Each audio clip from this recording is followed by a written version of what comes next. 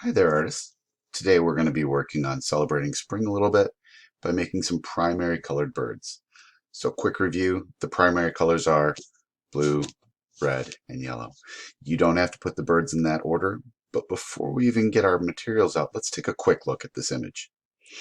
I made it real quick and I was borrowing some ideas from some of my colleagues, and they were really talking about shapes, lines, and colors. So when I talk about those things, what shapes, lines, and colors are you seeing? If you're thinking to yourself, boy, that looks like a bunch of half circles, horizontal lines, and primary colors, you nailed it. So today we're going to work on making something a little bit like this. I'll set this one off to the side a little bit. And obviously, to make something like this, you're going to need a fresh sheet of paper, something to draw with. I like pencils, because if I make an oops, I can fix it. And then you're going to need colors. You can choose crayons, color pencils, or markers if you've got them. But the important thing is color choice. So we're going to need blue, red, and yellow for the most part. I'm going to use mostly color pencils because I find that my hands work better with those. You might make a different choice, and that's totally fine. So I'm going to set those off to the side a little bit and get started. So here we go. Half circles. So the biggest bird, that blue bird, which you could choose to draw any color you want, I'm going to start with a half circle, which is sort of like a great big letter U. If it helps, you can do your U by air drawing and then putting your pencil down and drawing the line yourself. Now, for this first bird, I like to put a little bit of a curve on the front of the head instead of a corner. Next, birds need wings. So I'm going to make another smile shape and then make a line across. And then to make it look like there are feathers on those wings, I'm going to make horizontal lines to fill it up. Now it looks like a feathered wing. When we think about what's missing, we're going, it's missing an eye. How's it going to know where to fly? So here we go. Let's make a round circle eye.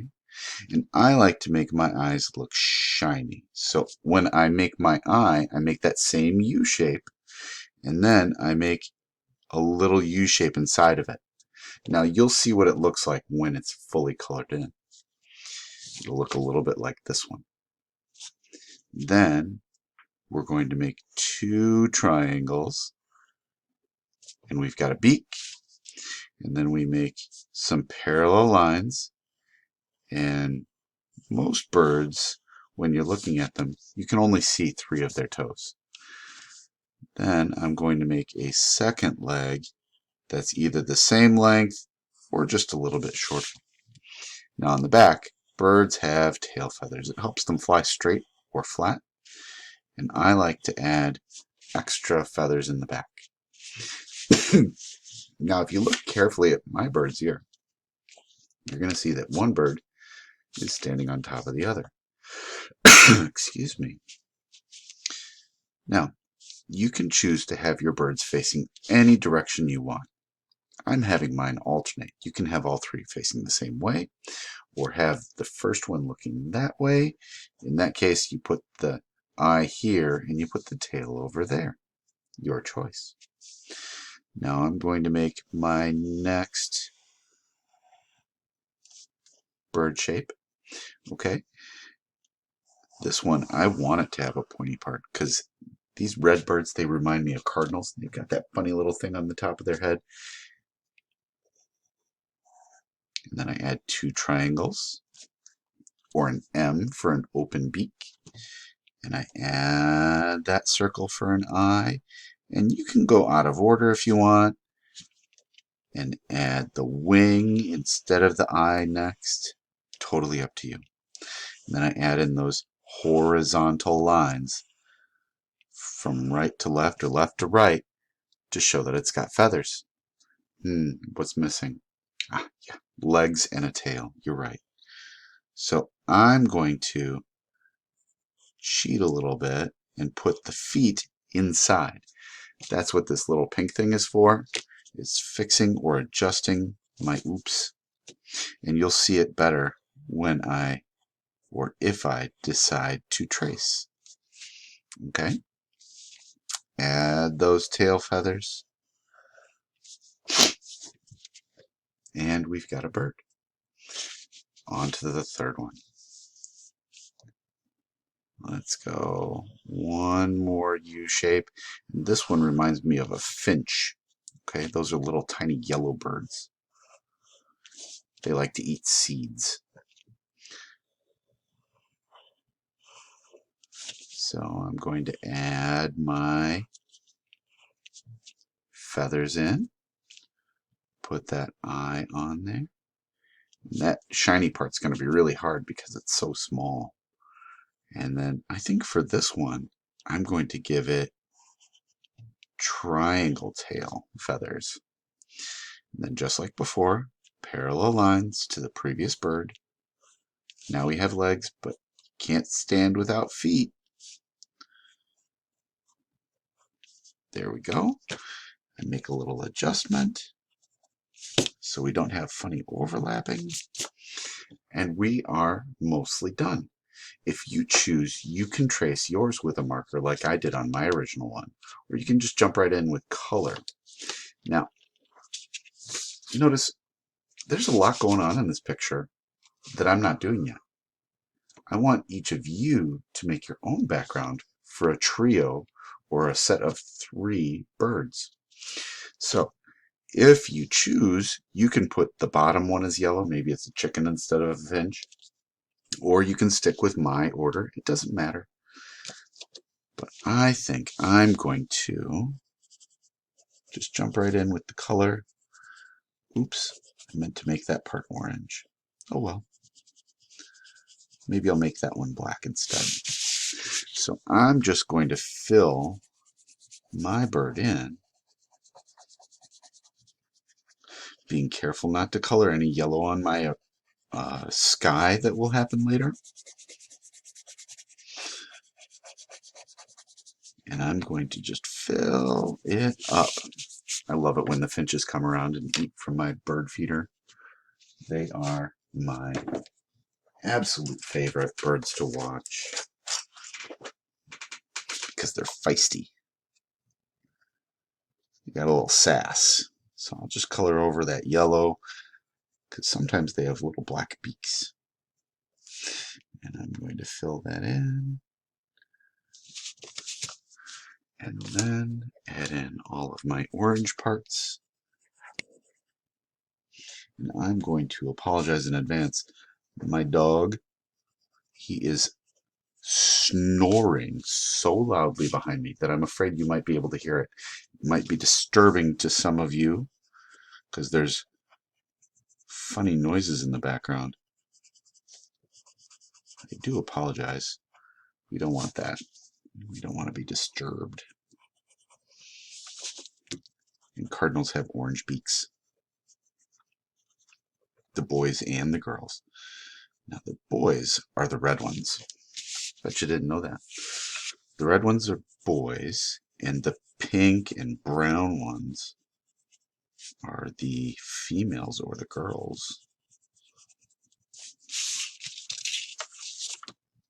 They do that to make sure that the females who are sitting on the nest stay more camouflaged. So the boys go running around collecting food, keeping the predators away from the nest. And let's see.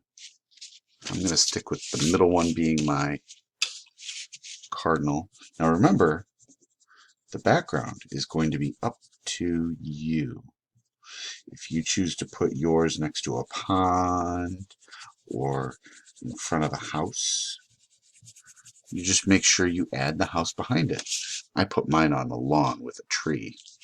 I made sure I colored in all of my sky and my grass.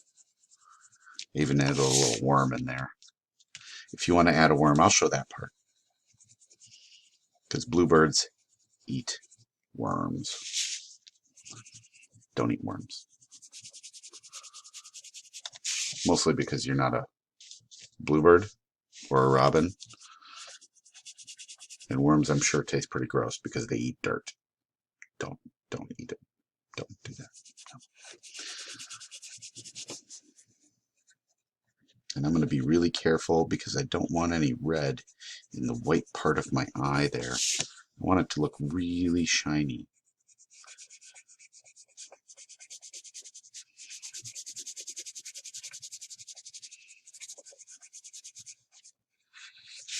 There we go. And the blue part. I think, for sake of time, I'm going to color just the wing on this guy. I'm running out of time on my recorder. Just keep in mind that I want you to make up your own background. So unless you're like, I really don't know what to do, I do not want you to draw the same background as mine.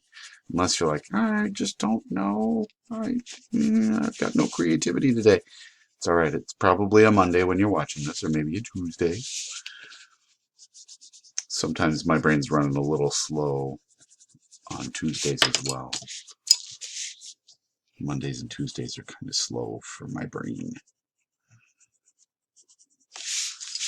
Wednesdays and Thursdays are sort of prime time. For me, at least.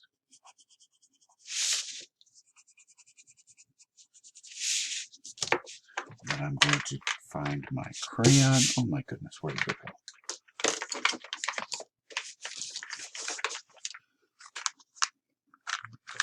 And choose to use a blue crayon because it colors faster and maybe a little bit different of a color. Being careful not to color blue inside the eye. Remember, this is supposed to be kind of fun. So if you make a little oops or mistake, no big deal. We don't make mistakes in our class. It's a Bob Ross quote. We make happy little accidents.